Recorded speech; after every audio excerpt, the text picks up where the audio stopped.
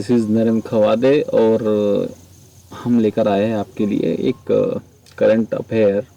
ये किताब आपने पढ़ी होगी, स्पीडी है ना। इस बुक को आपने देखा जरूर होगा, स्पीडी। ये बुक बहुत ही प्यारी है, मैं इसको रिफ़र करने के लिए कहूँगा आपको। इसमें अगर आप करंट अफेयर का देखोगे तो इसमें काफ़ी अच्छा डिस्क्रिप्शन किया करंट अफेयर का, तो आप इस बुक को पढ़ लीजिए, सफिशिएंट है। और दूसरी किताबें लेना चाहे ले सकते हो, पर ये ठीक है, पर्याप्त है, इतना पढ़ लीजिए, काफ़ी है। इसमें से पक्का आपका 4 से 5 क्वेश्चन आ ही जाता है लगभग करंट अफेयर का, तो आप इसको ज़रूर पढ़िए। इस बुक का जो पहला पार्ट है, हम पार्ट वाइज शुरू से स्टार्ट करेंगे, जितना हो सकता है कम से कम, जैसे 30-40 मिनट में जितना वीडियो बन जाता है, इसका कंप्लीट एनालिसिस करेंगे। ओके। ये हर महीने चेंज होती है। इस किताब को आप या तो अपने मोबाइल पे एप्लीकेशन में डाउनलोड कर लो, इसका एक प्रॉपर ऐप बना है, ये प्रॉपर एप्लीकेशन हर महीने अपडेट होता है। तो इसका जो इस बुक का जो पहला है, हम स्टार्ट करेंगे यहाँ से। आप जैसे इस बुक को ओपन करोगे तो आपको पहले पेज पे कुछ ऐसा नज़र आएगा, कुछ डिस्प्ले, मतलब ऐसा पेज रहेगा।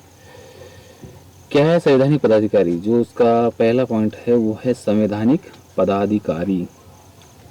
तो ये जो राष्ट्रपति है, पहला जो संवैधानिक पदाधिकारी, इसमें जो पहला है, एक मिनट थोड़ा, पहला जो है राष्ट्रपति है हमारा, ठीक है। राष्ट्रपति कौन है करंट में राष्ट्रपति जो हमारे है वो है श्री रामनाथ कोविंद, जो कि है 14वें नंबर के राष्ट्रपति। 14वें नंबर के राष्ट्रपति कौन है? रामनाथ कोविंद। तो ये 14वें नंबर ना, जैसे नंबर में देखेंगे तो 14वें नंबर पे आएंगे, अगर सीक्वेंस देखेंगे तो उसमें कुछ राष्ट्रपति ऐसे हैं जो कि 2 बार बने हैं, तो उस हिसाब से अगर राष्ट्रपति देखेंगे तो 17वें नंबर पे आते हैं, ठीक है। तो ये जो राष्ट्रपति रामनाथ कोविंद है, राष्ट्रपति का जो उल्लेख मिलेगा आपको वो मिलेगा आर्टिकल नंबर 52 में। राष्ट्रपति के बारे में और क्या बताऊँ? राष्ट्रपति जो होते हैं उनकी जो भारत का पहला प्रथम नागरिक होता है, और आर्टिकल नंबर 52 से लेके 61 तक जो आर्टिकल्स है वो राष्ट्रपति के बारे में वर्णन करते हैं। राष्ट्रपति अभी करंट में तो रामनाथ कोविंद है। अगर पूछा जाए कि भारत के पहले राष्ट्रपति कौन थे, तो भारत के पहले राष्ट्रपति कौन थे? राजेंद्र प्रसाद, ठीक है, राजेंद्र प्रसाद पहले राष्ट्रपति थे। दूसरे राष्ट्रपति की बात करें तो राधा कृष्णन थे, राधा कृष्णन। तीसरे राष्ट्रपति जो हुए हमारे जाकिर हुसैन हुए। जाकिर हुसैन जो थे वो पहले मुस्लिम राष्ट्रपति भी थे। राजेंद्र प्रसाद जो थे पहले राष्ट्रपति थे, लेकिन सबसे ज़्यादा कार्यकाल इनका रहा 12 वर्ष का, ठीक है। दूसरे राधा कृष्णन, तीसरे जाकिर हुसैन। जाकिर हुसैन जो था, ये भाई साहब जो थे जाकिर हुसैन, ये पहले मुस्लिम थे, ठीक है, राष्ट्रपति, भारत के पहले मुस्लिम राष्ट्रपति। उसके बाद वीवी गिरी। वीवी गिरी जो थे, वीवी गिरी ये राष्ट्रपति, ये कार्यवाहक राष्ट्रपति था। जैसे जो जाकिर हुसैन है, इनकी कार्यकाल के दौरान मौत हो जाती है, तो फिर उनके बाद कार्यवाहक राष्ट्रपति वीवी गिरी को बनाया था। उसके बाद आते हैं एक एम हिदायतुल्ला। एम हिदायतुल्ला, ये जो राष्ट्रपति थे हमारे, ये मुस्लिम तो थे, plus chief justice of India थे, मतलब सीजीआई पे रह चुके थे। उसके बाद इनके बाद आते हैं वीवी गिरी। एक चीज़ और, जो वीवी गिरी दोबारा बनते हैं इनके बाद जो वीवी गिरी इनकी ये दोबारा बनते हैं। वीवी गिरी एक ऐसे राष्ट्रपति रहे जिनके मतलब जिनके समय में द्वितीय मतदान गणना हुई थी, ठीक है, द्वितीय मतदान गणना वीवी गिरी के समय पे।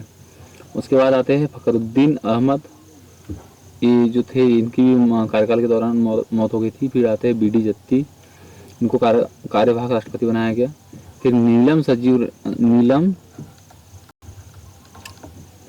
संजीव रेड्डी आते हैं, नीलम संजीव रेड्डी। उसके बाद आते हैं ज्ञानी जैल सिंह।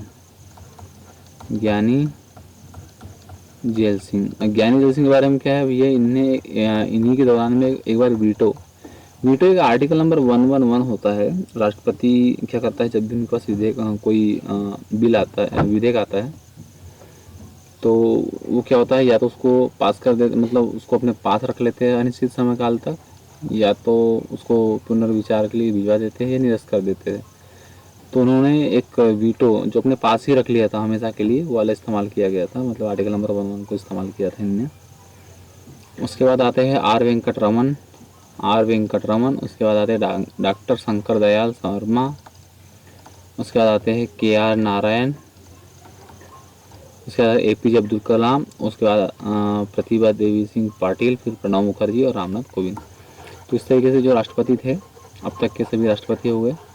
राष्ट्रपति आर्टिकल नंबर याद रखना, आर्टिकल नंबर जो होता है वो होता है 52 से लेके 62 तक, 61 तक जो होता है वो आर्टिकल राष्ट्रपति के संबंध में है।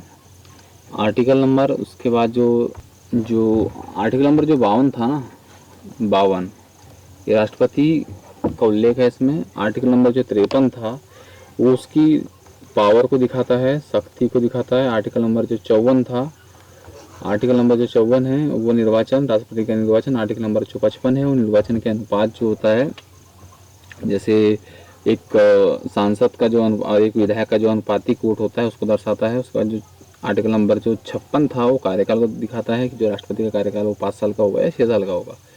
आर्टिकल नंबर जो 57 है वो पुनः निर्वाचन पात्र, मतलब निर्वाचन जो पात्रता है उसको दिखाता है। आर्टिकल नंबर जो 58 है वो योग्यता को दिखाता है। आर्टिकल नंबर जो 59 है वो प्रमुख शर्तों के बारे में बताता है। आर्टिकल नंबर जो 60 है वो बताता है कि जो आर्टिकल नंबर जो 60 है ये शपथ, राष्ट्रपति को शपथ CGI दिलाता है, उसके बारे में दिखाता है। आर्टिकल नंबर जो 61 है वो राष्ट्रपति पर महाभियोग है। आर्टिकल नंबर 72 है ये फांसी की सज़ा माफ़ कर सकता है राष्ट्रपति इस आर्टिकल की पावर से। आर्टिकल नंबर जो है 111 है ये विधेयक संबंधित है। आर्टिकल नंबर 143 जो है वो सर्वोच्च न्यायालय जो हो, सुप्रीम कोर्ट और प्रेसिडेंट जो है हमारे, उनके बीच में रिलेशनशिप को दिखाता है। और जो आर्टिकल नंबर 70 है ये उत्तराधिकारी नियम को दिखाता है। ये आया था 1969 में। उत्तराधिकारी अधिनियम क्या है, जैसे अगर राष्ट्रपति, मान लो राष्ट्रपति रामनाथ कोविंद है, अगर अभी इनकी डेथ हो जाती है, कुछ होता जाता हट जाते हैं, तो राष्ट्रपति का कार्यभार कौन संभालेगा? वेंकैया नायडू, उपराष्ट्रपति संभालता है। उपराष्ट्रपति भी किसी कारणवश अगर हट गया तो उसका जो राष्ट्रपति कार्यभार वो चीफ जस्टिस जो होता है ऑफ इंडिया CGI वो संभालता है। अगर वो भी ना हो उस कंडीशन में सर्वोच्च न्यायालय में जो 33+1 जो होते हैं, 33 जो जजेस होते हैं उनमें से जो सीनियर जज होता है वो राष्ट्रपति का कार्यभार संभालता है। तो ये एक सीक्वेंस है जिसका उल्लेख आर्टिकल नंबर 70 में दिया गया है। उसके बाद अब देखते हैं जो उपराष्ट्रपति हमारे, उपराष्ट्रपति जो है वो अभी करंट में श्री M वेंकैया नायडू है, जो कि भारत के 13वें उपराष्ट्रपति है। भारत के पहले जो उपराष्ट्रपति थे, जो उपराष्ट्रपति है इसका जो आर्टिकल नंबर है 63, इसमें इसका उल्लेख किया गया है। आर्टिकल जो होती है, मतलब जो उपराष्ट्रपति है इनकी जो आयु सीमा होती है ये 35 वर्ष होती है। जैसे चुनाव को में भाग लेने के लिए न्यूनतम 35 वर्ष होती है। अब यदि ये पूछा जाए कि कितने जो उम्मीदवार होता है उसे कम से कम कितने प्रस्ताव और कितने अनुमोदन होने चाहिए, तो कम से कम 20 प्रस्ताव 20 अनुमोदन होना चाहिए पार्लियामेंट में, तब वह उपराष्ट्रपति पद के लिए उम्मीदवार होगा। उपराष्ट्रपति जो पहला उपराष्ट्रपति था वो था राधा कृष्णन, ठीक है, राधा कृष्णन पहला उपराष्ट्रपति, ठीक है। उसके बाद आते हैं डॉक्टर जाकिर हुसैन, वीवी गिरी, गोपाल स्वरूप पाठक, BD जत्थी, न्यायमूर्ति मोहम्मद हिदायतुल्ला, वेंकट रमन, डॉक्टर शंकर दयाल शर्मा, KR नारायण, कृष्णकांत और भैरव सिंह शेखावत। उसके बाद हामिद अंसारी और अभी जो है वह है वेंकैया नायडू करंट में। तो उपराष्ट्रपति का जो के बारे में आर्टिकल नंबर जो 66 है ये कुछ विशेष बताता है। आर्टिकल नंबर जो 66 है वो ये बताता है कि उपराष्ट्रपति का जो चुनाव होता है ना वो दोनों संसद में होता है, ठीक है, दोनों संसद। और एक चीज और, इसमें जो होता है निर्वाचित और प्लस कौन से मनोनीत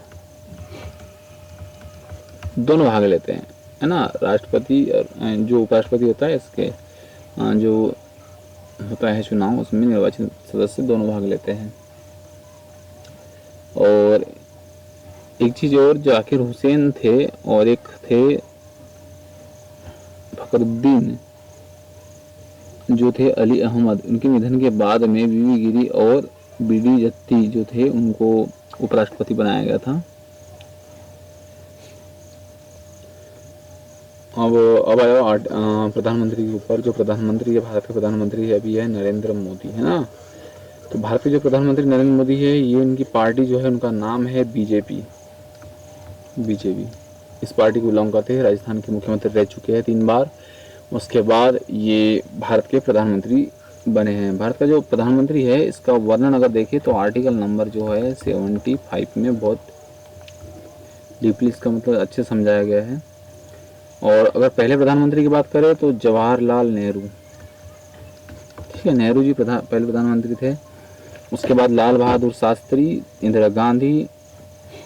सबसे लंबा कार्यकाल पूछा तो जो थे वो थे अपने जवाहरलाल नेहरू का। उसके लाल बहादुर शास्त्री 1964 में बनते हैं। ताशकंद समझौता, इन्हीं टाइम में इनकी मृत्यु हो जाती है। ताशकंद समझौता जो हुआ था वो हुआ था 10 जनवरी 1966 को। क्लियर है, ताशकंद समझौता 10 जनवरी 1966 को होता है और उस दौरान उनकी मृत्यु हो जाती है। उसके बाद इंदिरा गांधी बनती है वहाँ की प्रधानमंत्री, पहली महिला प्रधानमंत्री होती है जो कि राज्यसभा सांसद से होती है। उसके बाद मोरारजी देसाई प्रधानमंत्री बनते हैं, चौधरी चरण सिंह बनते हैं। उसके बाद इंदिरा गांधी बनती है प्रधानमंत्री दोबारा 1980 में, फिर उनकी मृत्यु हो जाती है। फिर राजीव गांधी बनते हैं जो कि सबसे यंगेस्ट होते हैं प्रधानमंत्री। वीपी सिंह बनते हैं, पहला प्रधानमंत्री था जिसे अविश्वास प्रस्ताव द्वारा हटाया गया। वीपी सिंह, अविश्वास प्रस्ताव द्वारा हटाया गया प्रधानमंत्री, ठीक है। उसके बाद चंद्रशेखर आते हैं। उसके बाद पी नरसिम्हा राव 1991 में आते हैं। नरसिम्हा राव बहुत जरूरी है भैया ना, जो भी एक स्कीम हुआ था हर्षद मेहता, है ना, वो भाई साहब ने नरसिम्हा राव का नाम सीधा ले लिया था ऑन कॉन्फ्रेंस कि ये मेरे साथ मिले हुए है। उस दौरान फिर नरसिम्हा राव को तुरंत त्यागपत्र देना पड़ा था अपने पद से। फिर आते अपने अटल बिहारी वाजपेयी जी 1996 में। उसके बाद आते हैं एच.डी. देवगौड़ा।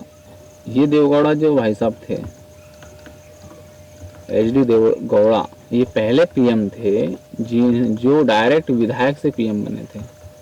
विधायक रह चुके थे और उनको सीधे विधायक से प्रधानमंत्री बना दिया गया था। फिर आते हैं इंद्र कुमार गुलजार।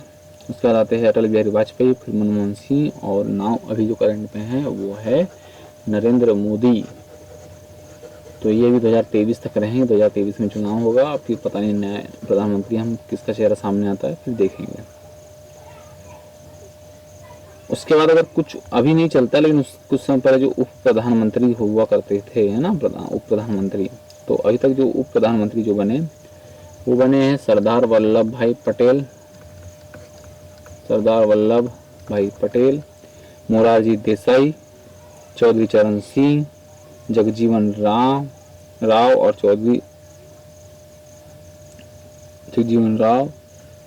और लाल कृष्ण आडवाणी, ठीक है, लाल कृष्ण आडवाणी, सरदार वल्लभ भाई पटेल, मोरारजी देसाई, चौधरी चरण सिंह, जगजीवन राव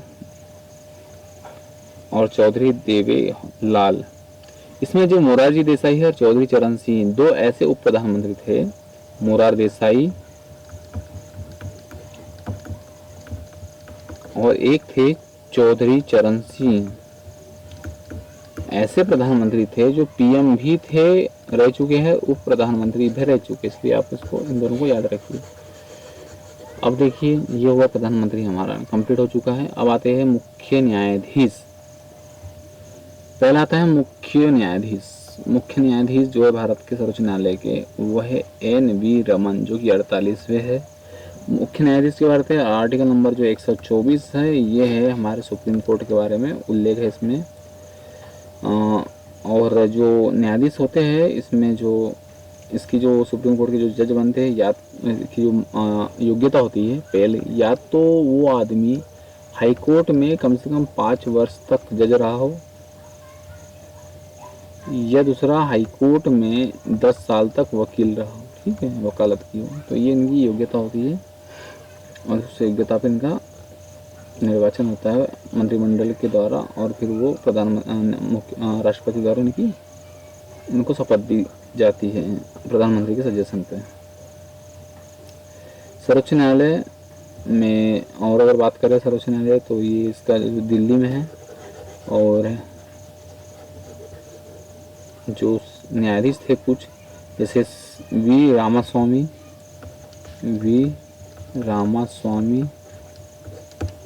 एक थे सुमित्र सेन और एक थे पीटी दिनाकर। ये जो थे पीटी दिनाकर, ये तीनों थे जिन पर महाभियोग लाया गया था। महाभियोग, ये जो थे न्यायाधीश जो थे इनके ऊपर महाभियोग लाया गया था।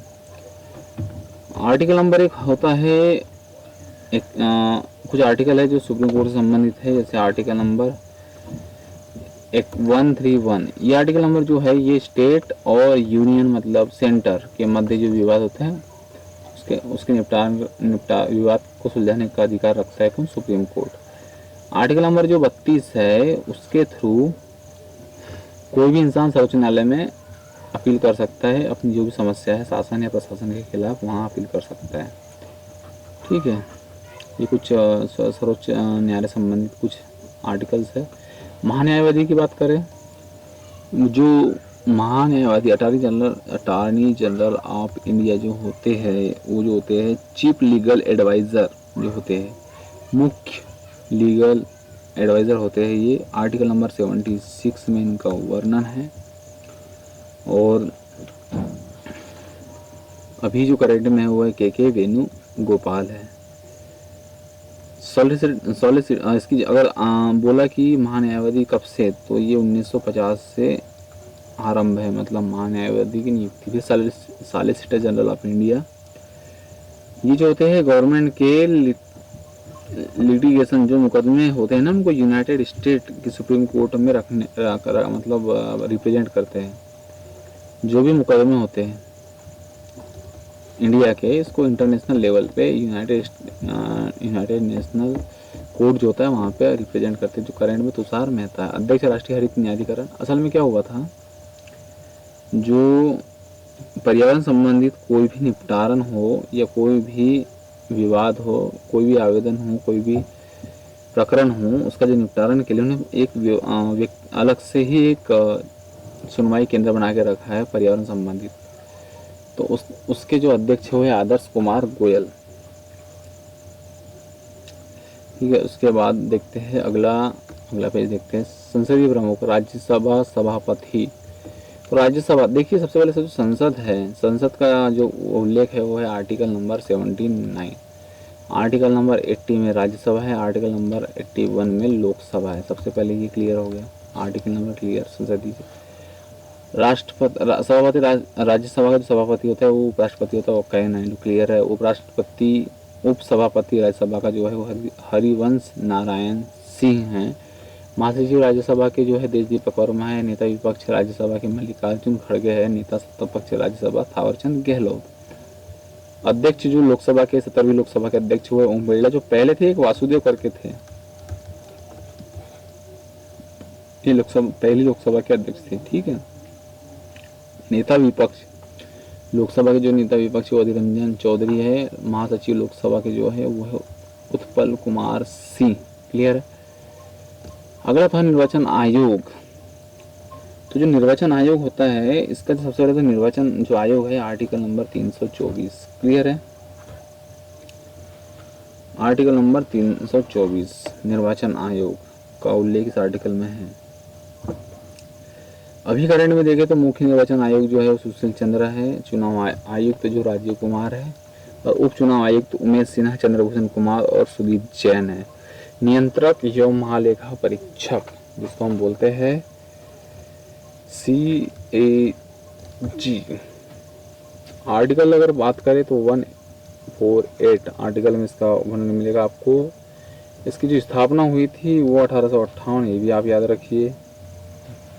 कार्यकाल अगर देखा जाए कि का तो 6 वर्ष का होता है। काम क्या होता है, तो काम क्या होता है, जो लेखा जोखा तैयार रखते हैं। जैसे मेनली जो संचित निधि होती है ना, संचित निधि, उसका पूरा लेखा जोखा रखते हैं। तो ये अभी करंट में जो है वो है गिरीश चंद्र मुर्मू, जो कि 14 नंबर के हैं। महालेखा नियंत्रक जो है CGA ये है सोमा राय बर्मन। क्लियर है। अगला देखते हैं कुछ ये थी सशस्त्र सेनाओं के प्रमुख। सर्वोच्च सेनापति जो होता है तो राष्ट्रपति होता है, ये तो क्लियर है, रामनाथ कोविंद। वायुसेना के जो अध्यक्ष है फिलहाल में मार्शल RKS भदौरिया, क्लियर है, जो कि 26वें हैं, भदौरिया। अगर ये पूछा जाए कि वायुसेना के पहले कौन थे अध्यक्ष, तो अर्जुन सिंह थे। कौन थे? अर्जुन सिंह। नौसेना की बात करें तो एडमिरल करमवीर सिंह, जो कि 24वें नंबर के हैं, नौसेना। अगर ये पूछा जाए कि नौसेना के पहले अध्यक्ष कौन थे, तो रामदास कटरी, रामदास कटरी। थल सेना की बात करें तो मनोज मुकुंद नरवरे है, और थल सेना जो है इसके जो पहले थे चीफ वो थे राजेंद्र सिंह, राजेंद्र सिंह पहले चीफ। वायुसेना की बात करें तो वायुसेना जो थी इसका जो गठन हुआ था ये 1932 में हुआ था, 8 अक्टूबर को, ठीक है। नौसेना की बात करें तो नौसेना जो हुई थी वो 1950, 26 जनवरी 1950, नौसेना है ना, नौसेना 26 जनवरी 1950। और थल सेना की बात करें तो ये था 1 अप्रैल 1895, सबसे पहले 1 अप्रैल 1895 को। पर हम जो थल सेना आर्मी, इंडियन आर्मी डे जो होता है ना, वो 15 जनवरी को मनाते हैं, याद रखिए 15 जनवरी के दिन। अगला जो है वो कुछ ऐसा है कि सचिव एवं सलाहकार, जो भारत है, भारत का जो मंत्रिमंडल है उनका एक डिपार्टमेंट वाइज सचिव होते हैं। कैबिनेट सचिव किसको बनाया गया है? ये राजीव गाबा को। प्रधान सलाहकार मंत्री ये भी कोई नहीं है।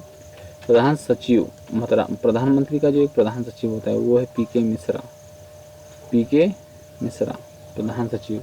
रक्षा वित्त सचिव गार्गी कौल। विदेश सचिव हर्षवर्धन श्रृंगला, विदेश सचिव जो है अभी वह है हर्षवर्धन श्रृंगला।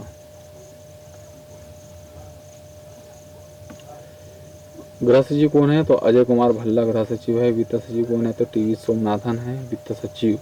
रक्षा सचिव जो है अजय कुमार है। राजस्व सचिव जो है तरुण बजाज है, राजस्व सचिव तरुण बजाज है। राष्ट्रीय सुरक्षा सलाहकार अजीत डोभाल बहुत दिनों से है। अध्यक्ष राष्ट्रीय सुरक्षा परिषद, अध्यक्ष राष्ट्रीय सुरक्षा परिषद, तो इसके जो अध्यक्ष हैं यह है MSN सुब्रमण्यम। मुख्य वैज्ञानिक सलाहकार भारत,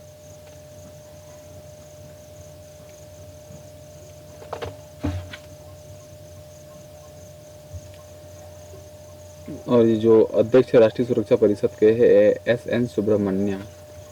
मुख्य वैज्ञानिक सलाहकार भारत सरकार के K विजय राघवन है। मुख्य आर्थिक सलाहकार केंद्र सरकार के कृष्णमूर्ति सुब्रमण्यम, SN सुब्रमण्यम, कृष्णमूर्ति सुब्रमण्यम। तो एक है राष्ट्रीय सुरक्षा परिषद के अध्यक्ष और एक है मुख्य आर्थिक सलाहकार केंद्र सरकार। अगला देखते हैं, गुप्तचर एजेंसी है कुछ प्रमुख, जैसे केंद्रीय सतर्कता आयुक्त, केंद्रीय सतर्कता आयुक्त। अगर इसकी स्थापना देखें तो 1964 में, ठीक है। एक कमेटी बनी थी के संथानम है ना, तो इस कमेटी ने एक स्थापना करी थी केंद्रीय सतर्कता आयुक्त की, जो उसका प्रमुख है अभी करंट में संजय कोठारी। सतर्कता आयुक्त, केंद्रीय सतर्कता आयोग की जो है वो है सुरेश N पटेल। निदेशक केंद्रीय जांच ब्यूरो CBI, बहुत बार आपने सुना होगा जो CBI होती है। तो जो CBI है इसके जो प्रमुख है सुबोध कुमार जायसवाल, सुबोध कुमार जायसवाल। इसकी स्थापना की बात करेंगे तो ये हुआ था 1 अप्रैल 1963 याद रखिए आप बस। 1963 में इसकी स्थापना हुई थी। फिर आए रहे मुख्य सूचना आयुक्त CIC यशवर्धन कुमार सिन्हा करंट में। प्रमुख इंटेलिजेंस ब्यूरो IB, आपने IB जरूर सुना होगा। जो IB है उसके जो चीफ है अरविंद कुमार है। कौन है IB के चीफ? अरविंद कुमार। 1887 में इसकी स्थापना हुई थी इस डिपार्ट की। और उसके बाद रॉ जो है जो रॉ था उसकी जो स्थापना हुई थी वो हुई थी 1968 में। और करंट में जो 21 सितंबर 1968 में करंट में जो रॉ के जो चीफ है वो सामंत गोयल है। फिर आती है अति महानिदेशक राष्ट्रीय जांच एजेंसी जो है कुलदीप सिंह है इसके चीफ। और इसके बाद इसकी जो स्थापना की बात करें तो ये है 2009 में इसकी स्थापना होती है। एक है प्रवर्तक निदेशालय ED इसके चीफ जो है संजय कुमार मिश्रा है। क्लियर है। अगला जो आता है कुछ अर्धसैनिक बल है और इनके प्रमुख जो दिए है उनके बारे में है। अर्धसैनिक बल, अर्धसैनिक बलों के प्रमुख सबसे पहले आ जाता है एसएसबी, नाम तो सुना ही होगा। एसएसबी के जो महानिदेशक है, सारे डायरेक्टर है उनका जो है अभी करंट में कुमार राजेश चंद्र। पहले तो आप एसएसबी का याद रखो कि 1963 में इसकी स्थापना हुई थी। इसके जो चीफ है करंट में है कुमार राजेश चंद्र। फिर आते हैं बीएसएफ, बॉर्डर सिक्योरिटी फोर्स, सीमा सुरक्षा बल। इसकी स्थापना होती है भैया 1965 में। एसएसबी जो होता है वो हमारे बांग्लादेश बॉर्डर पे है, नेपाल बॉर्डर पे है। बीएसएफ जो है पाकिस्तान बॉर्डर पे है।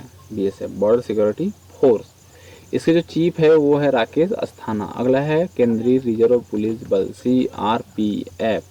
इसकी स्थापना देखिए तो इसकी स्थापना हुई थी 1939 में। कुलदीप सिंह जो है इसके प्रमुख हैं।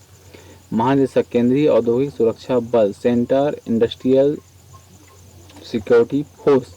इसका जो चीफ है सुबोध कुमार जायसवाल है और इसकी जो स्थापना की बात करो तो 1969 में होती है। अगला है national security guard NSG. NSG जो है एनएसजी की स्थापना हुई थी 1986 में और इसके जो चीफ है वो है गणपति। उसके बाद है विशेष सुरक्षा समूह स्पेशल प्रोटेक्शन गार्ड ग्रुप, समूह मतलब ग्रुप हो जाएगा। और इसका जो 1985 में इसकी स्थापना हुई थी 1985 में। अरुण कुमार सिन्हा इसके चीफ है। अगला है भारत तिब्बत सीमा police Indian Tibet border police, Manoj Singh Rawat जो है इसके चीफ है। और इसकी स्थापना की बात करें तो 1962 में। 1962 चाइना के साथ वार हुआ था तिब्बत पे, इसलिए 1962 याद रख लीजिए। अगला है नेशनल क्रेडिट कोड। इसके जो चीफ है वो है तरुण कुमार आइच और इसकी जो स्थापना हुई थी वो हुई थी 1948 में। फिर आ जाता है इंडियन कोस्ट गार्ड। इसके जो चीफ है वो है के नटराजन और इसकी जो स्थापना हुई थी वो हुई थी 1964 में। अब आ जाते हैं राष्ट्रीय आपदा प्रतिक्रिया बल national disaster reaction force, Satyanarayan Pradhan. स्थापना की बात करें तो 2006। अगला है रेलवे सुरक्षा बल सेवा railway police force service, Arun Kumar इसके जो चीफ है और इसकी जो स्थापना हुई थी। अगर स्थापना की बात करें तो ये हो जाएगा 1948। अगला है Assam rifle AR Sukhdeep Sangwal, Assam rifle के प्रदीप चंद्र नायर इसके चीफ है। 1835 में इसकी स्थापना हुई थी। अगला है होमगार्ड सत्यनारायण प्रधान और अगर इनकी स्थापना की बात करें तो 1916। तो इनके चीफ को याद रखिए, इनकी स्थापना वर्ष याद रखिए। तो ये कुल अर्धसैनिक बल है हमारे भारत के जो विभिन्न विभिन्न क्षेत्रों में तैनात होते हैं। अगला है प्रमुख आयोगों के अध्यक्ष एवं सचिव। तो कुछ आयोग है उनके अध्यक्ष है और उनके सचिव। तो सबसे पहले आता है नीति आयोग। नीति आयोग को देखिए आप, सबसे पहले नीति आयोग जो था उसका जो नाम था वो था ये योजना आयोग। क्या था नाम? योजना आयोग। अब ये योजना आयोग जो थी इसकी स्थापना हुई थी 1950 में, पर हमारे मोदी भाई साहब आए और 2015 में 1 जनवरी को इन्होंने इसका नाम बदलकर नीति आयोग कर दिया। योजना का नाम क्या कर दिया? नीति आयोग। अब नीति आयोग का जो अध्यक्ष होता है वो खुद प्रधानमंत्री होता है। नीति आयोग जो होता है उसका उपाध्यक्ष राजीव कुमार है। आयोग के जो CEO है अमिताभ कांत है। अगला है संघ लोक सेवा आयोग, इस UPSC बोलते हैं ना, UPSC। पहले तो इनकी स्थापना की बात करें तो 1 अक्टूबर 1926 है ना, 1 अक्टूबर 1926 UPSC की स्थापना की बात कर ली जाए तो अगर देखा जाए तो भैया 14 भाग में नंबर 14 और आर्टिकल नंबर जो था वो 315 से लेके 323 तक जी संघ लोक सेवा आयोग के बारे में इसका वर्णन मिलेगा। जो करंट में इसके जो अध्यक्ष है वो है प्रदीप कुमार जोशी। अगला है 21वें विधि आयोग। प्लानिंग कमीशन आपने बहुत बार सुना होगा। तो इसकी स्थापना की बात करें तो 1834 में इसकी स्थापना होती है। आर्टिकल नंबर 372 इसमें इसका वर्णन मिलेगा आपको प्लानिंग कमीशन का। और अभी देखिए प्लानिंग कमीशन के जो अध्यक्ष है तो बलबीर सिंह चौहान है। अगला है राष्ट्रीय महिला आयोग। राष्ट्रीय महिला आयोग की जो चीफ है वो है अध्यक्ष है वो है रेखा शर्मा।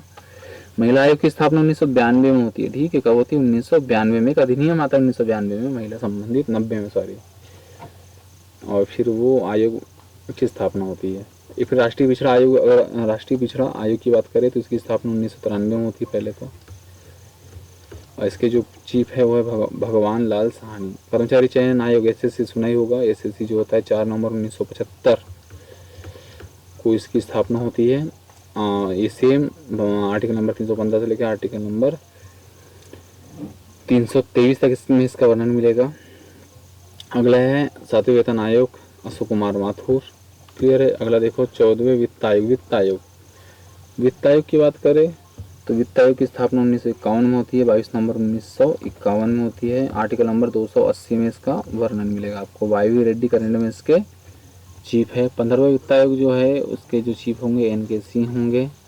भारतीय प्रतिस्पर्धा आयोग, इसके जो चीफ है वो है अशोक कुमार गुप्ता। राष्ट्रीय अनुसूचित जनजाति आयोग, राष्ट्रीय अनुसूचित जनजाति आयोग ये आया था 2004 में, पहले तो 2004 में आया था, ये भी 2004 में आया था।